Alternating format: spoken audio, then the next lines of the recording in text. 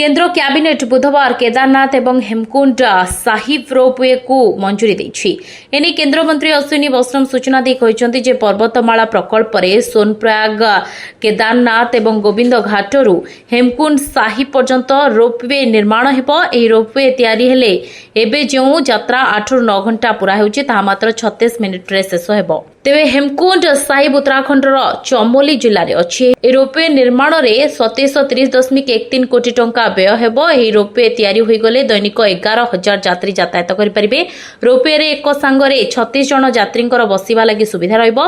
ए ropeway परिवेश अनुकूल हेबा सह आरामप्रद एवं द्रुत जोगाजोग सुविधा प्रदान करिबो। एही रोपवे चारिधाम यात्रा को प्रोत्साहित करबा सहित स्थानीय व्यवसायी निमंते मध्य लाभजनक साब्यस्त हेबो। वृद्ध वृद्धा और दिव्यांगों निमंते एहा सुविधापत्र वृद्ध वृद्धा एवं दिव्यांगों निमंते एहा सुविधाप्रद यात्रा उपलब्ध करिबो। अश्विनी वैष्णव कहिसं जे ऐतिह्य को नै गर्व उपक्रम रे सरकार ए प्रस्ताव को मंजूर करिसंती। गत वर्ष केदारनाथ को 23 लाख श्रद्धालु पहुंचीथिले।